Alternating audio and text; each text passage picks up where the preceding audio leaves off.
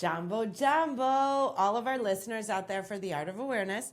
Today, I have a super special guest. Gracie Harkema is here, and Gracie is the author of her book, Rising, From a Mud Hut to the Boardroom and Back Again. And I feel like Gracie is one of those hidden gems in Grand Rapids where you meet her and you're like, wow, this is a rich story, yet it's so relatable. And we met actually through one of our Art of Awareness Come As You Are events. Gracie showed up, we started talking, and I was like, oh my gosh, we have to share your story. She brings corporate knowledge, she brings a worldliness to her, and just a sense of humanity that lifts everyone up around her. So I'm super excited to count Gracie Harkema among my new friends. And her book is amazing. So do check that out if you would like to. And Gracie, talk to us, because when I first saw this book, From a Mud Hut to the Boardroom, and I met you in downtown Grand Rapids, I'm like, where's the mud hut? I love that. What a great question. And Jambo, as many of our listeners know, means hello in Swahili. And the mud hut is where I was born, in the Democratic Republic of the Congo, on the border of Congo and Rwanda. And I was born at a time of civil unrest to a young teenage mother who had me as a result of the violence of that unrest. Yeah, is that correct? This was before the genocide officially became the genocide, but then that unrest kept building, which then later, I was born in 1985. In the mid-90s, that genocide turned into the Rwandan genocide, where over the course of 3 months, 1 million men, women, and children were killed based on their tribal identity. 1 million. 1 million, yes. So when my biological mother had me, she was near death from disease and malnutrition. She was young and didn't have a way to take care of me, but wanted me to have a chance of survival. And so from that mud hut, she had me brought to a nearby orphanage for a chance of care. When I was only 7 days old, I arrived to the orphanage weighing 3 pounds and was given 1 to 2 days to live. 1 to 2 days. With, I'm guessing, little resources in an orphanage at that time. Yeah, exactly. They had support teams, but it wasn't like a medical team on staff. They didn't have doctors. At that time, there wasn't available medicine. And from your book, I remember reading, they put you in a doll, like a baby doll, bassinet, not like even a real crib. Correct. I think, because I was so small and so frail, I believe the best course of action that the orphanage workers thought was to place her in this toy doll bassinet, place her towards the back of the orphanage, away from human contact, which meant away from germs, because my life expectancy was so frail and fragile that they wanted to be able to preserve me as much as possible by placing me away from other threats. And then there were random Grand Rapidians. And then randomly, as the world turns, Grand Rapidians were everywhere. It's a takeover, GR takeover. Coincidentally, 2 hours after I arrived to the orphanage, an American missionary family from 2 hours. 2 hours. 2 hours. You're sitting in this baby bassinet, and they're like, we don't know. We don't think this baby's going to make it. Right. And this American missionary family comes in. They're a married couple, Ray and Jane Harkema, with their 4 biological children. Who I love, and I have met. Your parents are adorable. They are amazing. Thank you. They are my favorite people on earth, and they have hearts of gold. So they arrived. Yeah, they arrived, but not planning to adopt. No, they had a day off. They have hearts of gold. So they thought, how do we spend our day off? Let's volunteer at the orphanage. And that's what they were planning to do. And as the afternoon went on, the mother of the family, Jane Harkema, had to go to the bathroom. So she cut to the back of the orphanage, saw me there in that toy doll bassinet, naturally thought I was a doll, came out of the bathroom area, and my head turned, and she touched my forehead. And that moment, she heard a voice, a still small. That gives me such chills. Yeah, you think about how the universe works, or whatever you believe in out there, like, right? That is amazing. The divine timing of it was. It still blows my mind every day. Yeah. And then she told her husband, Ray Harkema, that they were being called to adopt me, and he had a piece about it, and their children had a piece about it as well. And so that day, they brought me into their home as a part of their family. I didn't have a name, there wasn't paperwork, nothing, because I was expected to die. So they did not at that point yet. At that point, they just held me, rocked me, prayed over me, cried over me, and then the next day I was alive, and the day after that I was alive, and the next day I was alive, and then spoiler alert, I lived. And you're still a living doll. You are a living doll. You're so cute. I love that. That's so kind.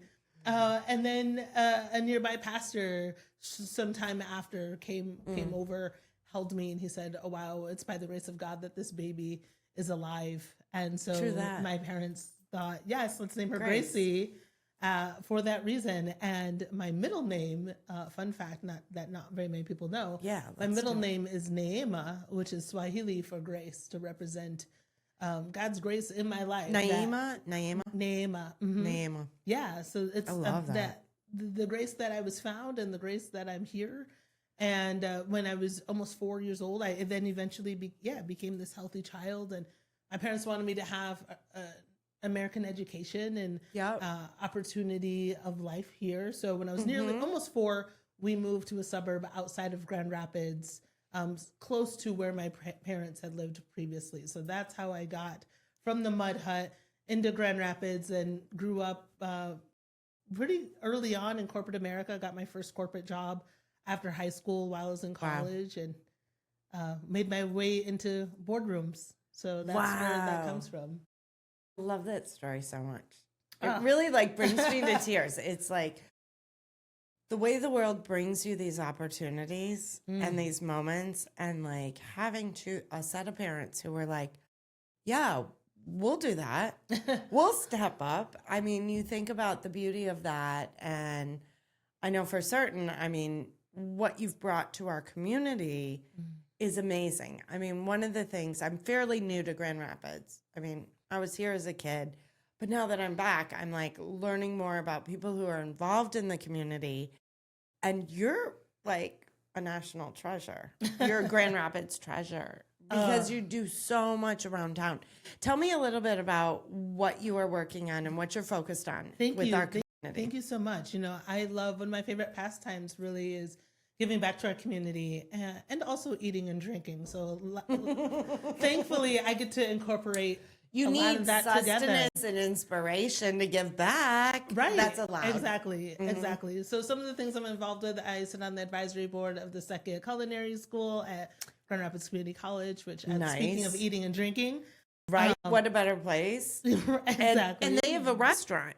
Yes, it's amazing. For it's listeners delicious. who have not gone, the restaurant is so cool. And it's run by all of the students, and they do such a great job. We went there for Valentine's Day one year, my husband and I. It was It's fun. Incredible. Yes, they have a prefix menu. It's exquisite. It's interesting food, and the students are from all over. So they bring their own culinary cultures into the restaurant. So, okay. Sorry. So yeah. I'm excited Speaking about of food eating too. and drinking, I'm one of the, last year I was one of the judges of the West Michigan Food and Beverage Awards. So I love, especially one of the things Who was the winner? There were so many winners, but winner Everyone's for a winner. best Everyone restaurant gets was a one of my trophy. favorites, Jinjin's, which I I just went love to. Jinjin's. Me too. I just went there twice this week, and I feel Really? Yeah, I couldn't get enough. I've only I had to been go there back twice. And then other favorites, personal favorites I'm really excited about. Sanchez won for best global cuisine. And Sanchez has been an institution in Grand Rapids for so long. I talked to somebody who did the World Cup watch party there, and I was like, oh my gosh, of course, Sanchez. It's perfect. It was awesome. Yeah. I went there for the after party. I did cheer on Spain, so that was I bet that was fun. And then also, I really care about organizations that are focused on giving back, and they're also focused on wellness and health. So I'm heavily involved with American Cancer Society. Here. Yeah, right. Same here. It's I care so deeply about being able to provide that support, the support for one another, the support that we've gone through. So with that too, as cancer has touched and affected so many of our lives, been a longtime volunteer for Gilda's Club. Gilda's I Club. love Gilda's Club. Talk to me a little bit about Gilda's Club, because I don't know that much, but I've met so many people who are like, Gilda's Club is such a great cancer organization. It is incredible. So Gilda's Club is named after Gilda Radner, who was a comedian. And for younger listeners, a Saturday Night Live comedian. Yes, who battled with cancer and wanted to use comedy as a way of like relief. You know, how do we get out of the tragedy that we're living in for a moment? You know, what relief can we? Humor is healing. Yes, there's healing in humor. And one of the amazing things that Gilda's Club does is they provide free grief and cancer support for those who are survivors, those who are battling with cancer, and for loved ones of those with cancer. So I've been a longtime supporter of theirs for about, I think, 7 years. Also previously, I rolled off the board, but I was a part of the Grand Rapids Community Foundation's Our LGBTQ Fund, which provides support and resources for those who are LGBTQ plus and allies, and they help provide programming too with belonging, with wellness, with equity. Which I think people forget that is such a high risk group when it comes to mental illness, when it comes to suicide, when it comes to, you know, and a lot of your corporate work has been about belonging. Yes, yeah.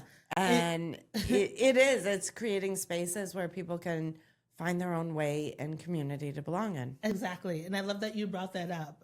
All of the work that I have done in my volunteer time, it all centers belonging, whether it's with food and drinking, you know, food and beverage and hospitality. I love that because it brings people together. As my friend Winsome would say, it's about breaking bread. When we break bread and when we eat together, it's like barriers come down. You get to know people. Exactly. Yeah. I recently joined the campaign of AYA, which is as you are, is what stands for their new building. They have a drop-in center for youth. Explain AYA. Because I feel like lately everyone I've talked to has been like, do you know AYA?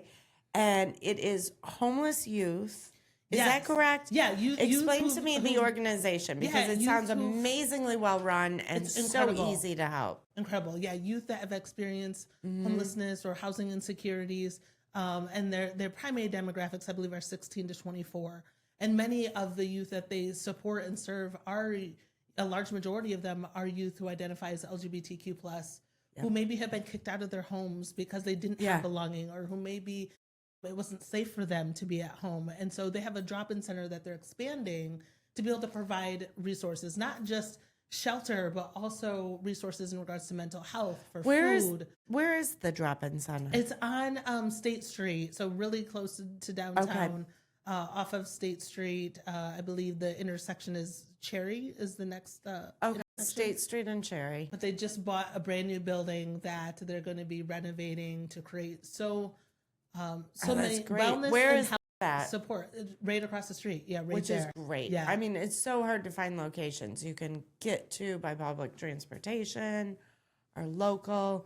So AYA sounds really amazing. I've heard a lot about it, and I've yet to get involved there.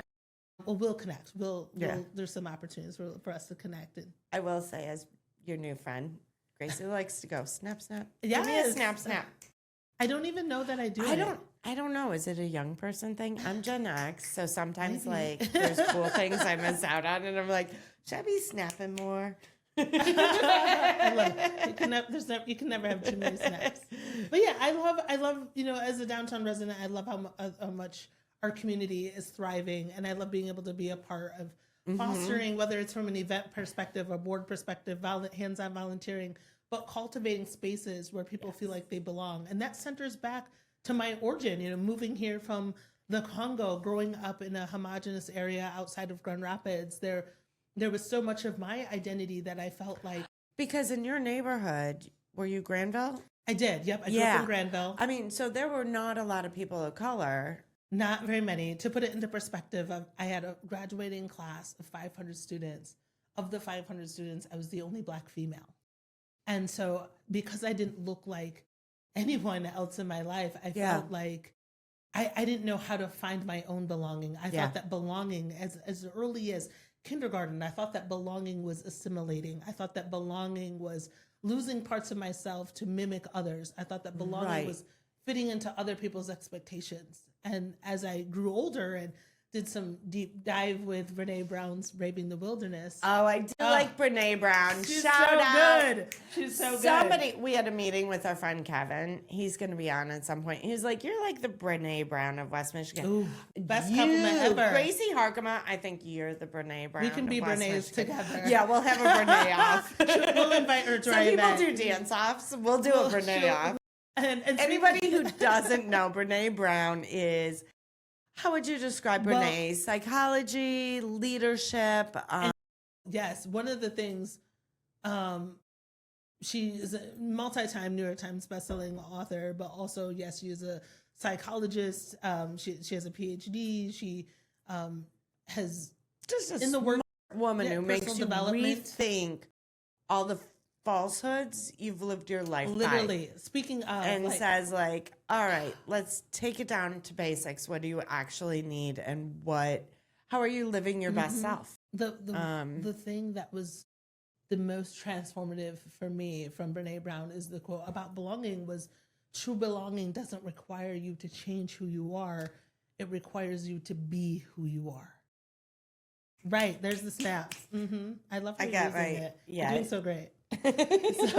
So when I realized that, like, that I had the ability to show up fully and authentically as myself, that I could find and foster belonging within myself and in the world around me, not by minimizing who I am, not by changing who I am to fit into others, but by simply being who I am. When I was able to show up fully and authentically, that's belonging. And so that's also the work that I've been doing in my career for organizations to help foster environments where our people can show up fully as themselves, which means that they're going to do their best work. They're going to have better communication, teamwork, collaboration. And if we can show up as ourselves and we're being valued, seen, and included as who we are, we're going to be able to trust one another. It's going to increase the productivity of the output of our work, and it's going to increase the output of the services and the products that we do, because we're allowing for creativity, teamwork, and innovation. Okay. My head is in so many different directions now, because I feel like I didn't really figure that out till I was probably about 45. Like, if I could just show up as Laurie, and I'm a little wackadoodle, right? Like, I never quite feel like I fit in here, and I don't. And if you were to put me in a box, you would be like, yeah, blonde-haired, blue-eyed white girl, dresses all preppy. But you know, when I look at my life experiences, living in China, how I operate culturally, where I land, it took me so long to get to a point, and I had great leadership at my job at Logitech, and I was like, oh, you know what? I am more powerful, and more gets done, and to be a true leader, you need authenticity. Yes. I mean, and that's the pillar. And it's like, and I also want everyone working around me to show up as they are. And I mean, those moments became so great. I can remember, like, I was trying to get my daughter's dance makeup done. I was a new dance mom. And we had this like elaborate cat's eye thing we had to do. And I'm not a makeup and hair lady. And one of my colleagues, he felt comfortable enough to be like, oh, you know, in a former life, I was makeup artist for drag queens. And I was like, you were, David? Oh, I love I that. have to do this all on my own on Saturday. So he's like, bring in the palette tomorrow. I'm going to do it on you. You're going to walk around as cats. Yes. He's like, and then you do it Saturday morning, and you call me if you have questions. Send me a picture and I'll help you. I was like, oh my God, when we can just show up is when you become superstars, right? Because everyone brings different experience, different talents. And I know, like, doing your daughter's dance makeup is probably not the talent Logitech was hoping I would bring into the team. But, oh my God, we had so much fun doing it. Oh, I and love such it. a good laugh. Because then you want to come to work. I mean, one of my things is you spend how many hours at work? Right. How many hours with your loved ones? You spend more time at work than you do at home. And oftentimes too, we're carrying what's happening at home into work, and we're carrying our work into our home. So if we have the ability, especially as leaders and in business or with our organizations, if we have the ability to foster an environment where people feel safe and supported, where people are seen, valued, and heard, where the one of the main reasons why people leave positions is either for the manager or they don't feel valued at work. So if we can instill a culture where people feel valued, how much better are they going to be when they're coming home as well to our families? I mean, which is, I always feel like it's such a no-brainer. It goes back to the golden rule. Right. Treat people as you want to be treated. Like, how do you want to, like, come to work and feel respected and yourself? And if you can't follow the golden rule, like, you've missed step one of getting the most out of everybody. Exactly. And making it enjoyable. And that's so foundational as well for purpose, because when we feel valued, when we feel like we're contributing to something, whether we're contributing to the greater good or to the mission of our organization, when we feel like we are a part of something, that we're part of creating a difference and creating an impact in our organization, that helps fulfill us and gives us a greater sense of purpose, which is part of one of the pillars that we need for our lives, of purpose and belonging, to feel valued, to feel like our existence matters. When I talk to you, I kind of wish you were my manager. I mean, Christy, my producer, she does a great job of motivating me, and she does really respect how I show up and when I need to show up, and she's honest about her feedback. But Gracie Harkema, I'd report to you on any team. Well, I would love to work with you on any team. We're doing it one podcast episode at a time. So, Gracie, you have a book. I put on my glasses because it makes me look studious. You look very studious. I freaking love your book. Oh, thank you. I read it, and there is so much in here. And it's really accessible. I'm ordering a copy for my daughter. It deals with some really harsh topics. You have been through so many different hurdles in life, be it, your identity and surviving various things. And yet at the end of every chapter, you ask these questions. And I'm like, I have felt that way. And it makes, I think sometimes people want to be like, well, I wasn't born in a mud hut. Well, I never went through that. And then you read the questions and you're like, but I felt that.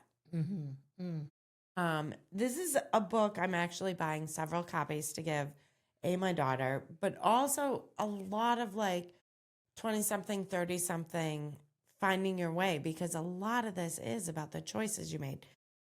What does it take to write a book? I have never managed this. And everyone's like, you should write a book. I was a PhD student in anthropology. I dropped out because I couldn't write a book.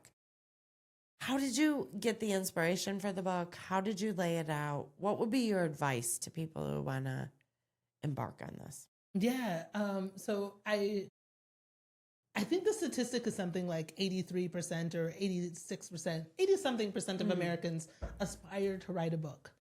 I was not one of those. I was not really in that statistic. No, I never thought about it. I always enjoyed writing and reading, but I never thought I would write a book. And what led me to write my book was living my life for 30 years thinking my biological mother was dead. Living my life trying to find me, trying to understand my own identity and to process that, and how does my identity fit into a world that doesn't look like me. And so coincidentally, at the age of 30 in 2015, I randomly discovered my biological mother, whom I thought died in the Rwandan genocide, was alive. Wow. And not only that she was alive, but she was asking about me at the same time I was asking about her. But my village of where I'm from has 800,000 people, so similar to the size of Chicago, without stable internet or electricity. So I knew she was alive, but I couldn't say, hi, I heard you're alive. How are you doing? On my way. Right. Be there in a few days. I didn't have a way to communicate with her. Yeah. But I told my mom and dad that I wanted to go back to the Congo to say thank you, because her giving me up gave me life. And I wanted my parents to be there as well on that journey, so that my biological mother could see the love and the acceptance and the life that they were able to provide for me.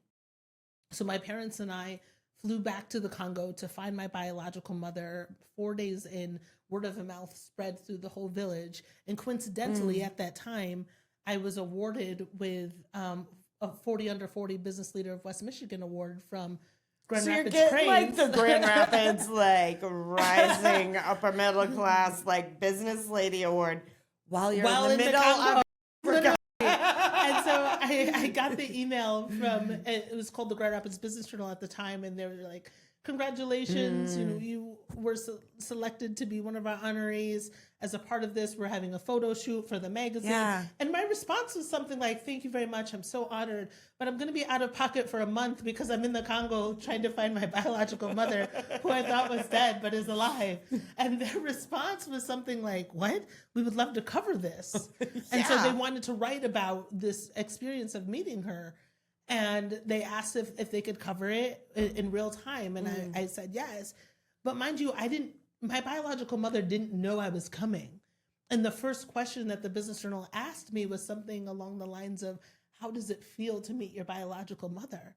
And in answering that question the night before I was to meet her, I realized that I couldn't talk about just what it felt like to meet her without reflecting upon identity and belonging and authenticity for my whole life. And that's how I started writing the book. And to even be able to put words to that is incredible. It made me be so introspective and of what that experience would mean for me. Yeah. And also too, especially not knowing what that would mean for me, regardless of how she felt about meeting me, because I didn't know that at the day before. I didn't know how that meeting was going to go. Yeah. But I could talk about. You knew she was excited, though. I knew nothing. I knew that she was really? there You were and that just we were like- going to meet, but I didn't know how she felt about it. I also found out I have 2 biological half brothers. We have different fathers, and they were not adopted. So that also added complexity of, okay, I'm the only one adopted. Was I adopted because of the circumstance in which I was born? Or, what would my life have been like had I not been adopted? So all of that went into with writing the book and really what that experience and the way that I wrote it was, I was able to then, I wasn't just writing my book to recount my experience. I was writing the book for the reader. I was writing the book for whether they were born in the Congo or in the Hamptons. In Detroit. Right.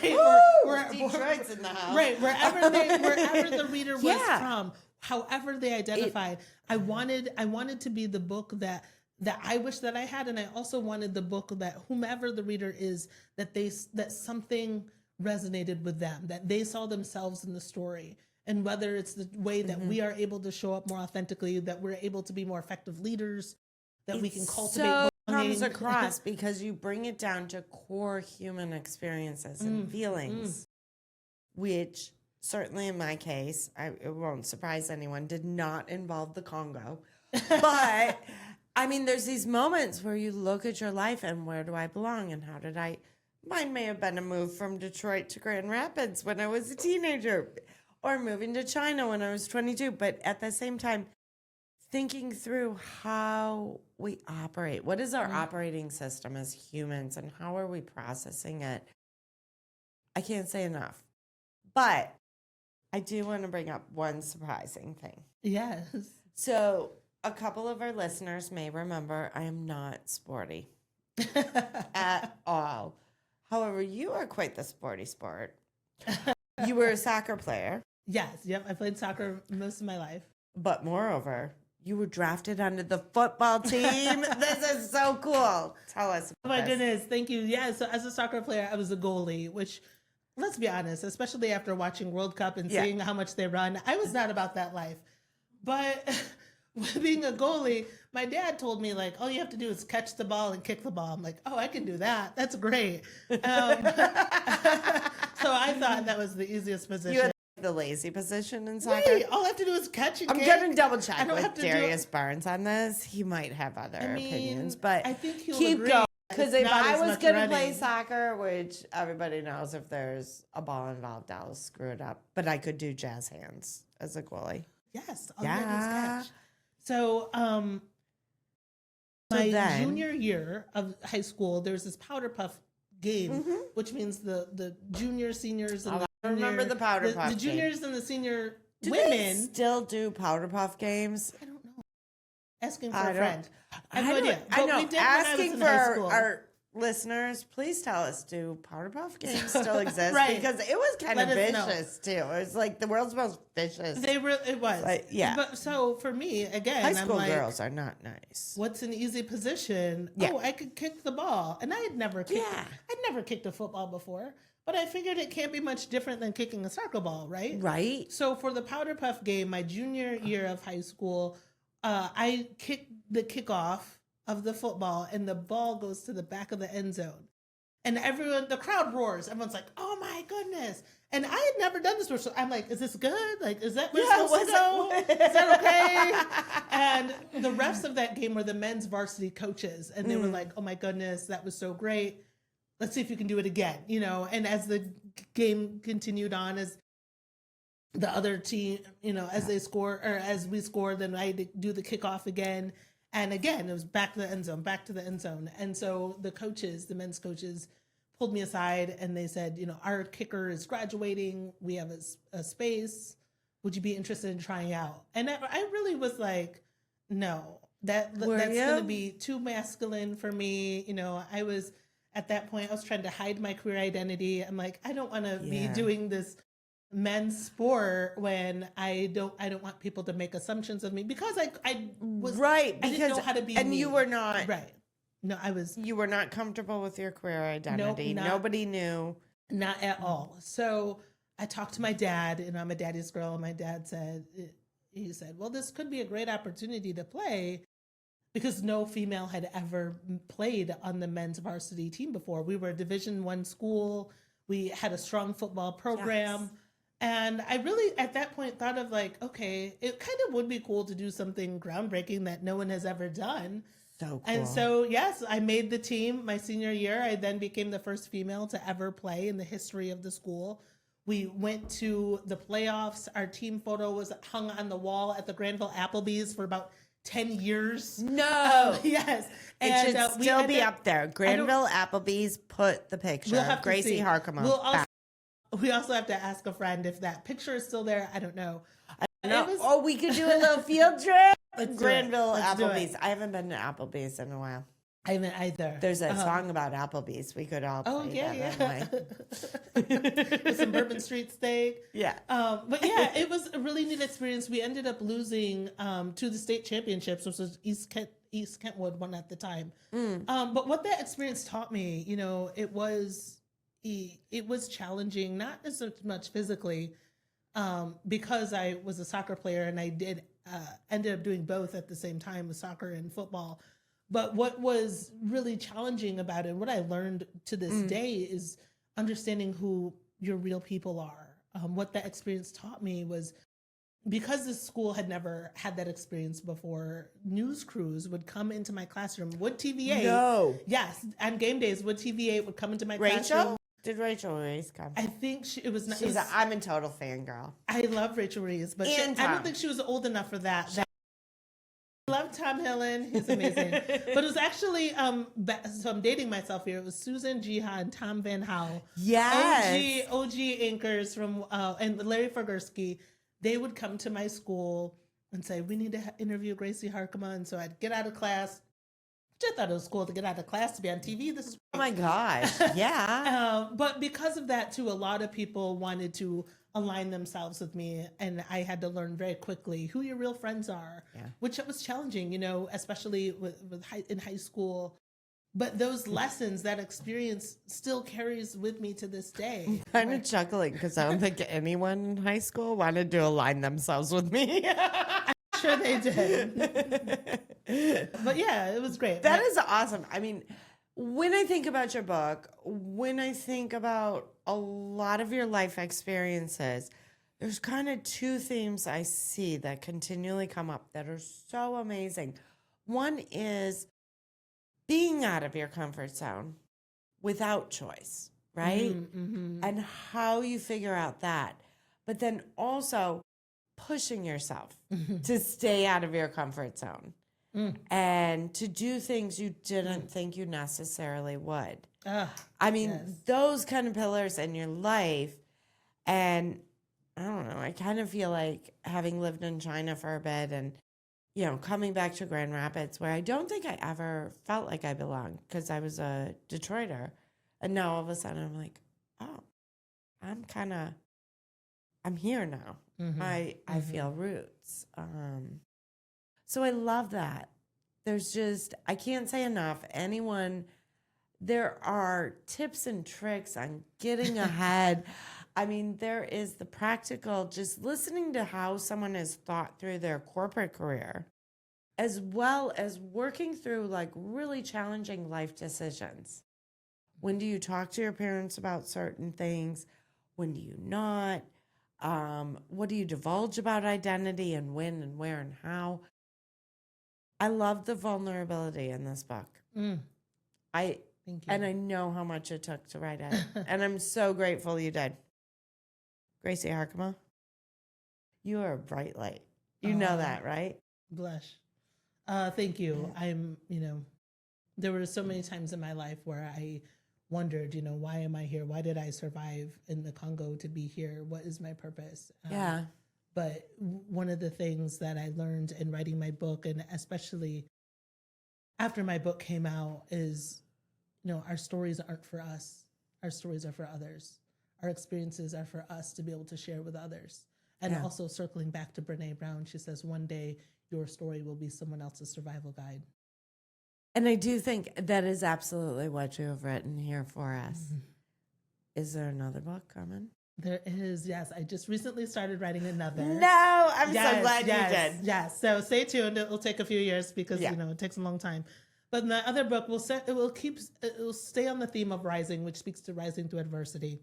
Yep. And right now, in my keynotes, what I speak about for organizations across the country is rising through adversity, living and leading authentically in times of change, challenge, and uncertainty. Yes. And the book will focus on that. How do we reclaim our power and purpose when we feel like we're out of control? How do we reclaim our power and purpose? And how do we take one step when we can't see the finish line? Which is so much about what we talk about here as the art of awareness. Like, it only takes one thing. Like, call the organization you want to volunteer at. Yes. Apply for the job you think you may not be qualified for, but reach out to that person who may know someone who knows someone who will help you get to where you want to be. Yes. New pathways, new experiences, and new doors open when we take those risks, but we have to take that one step first.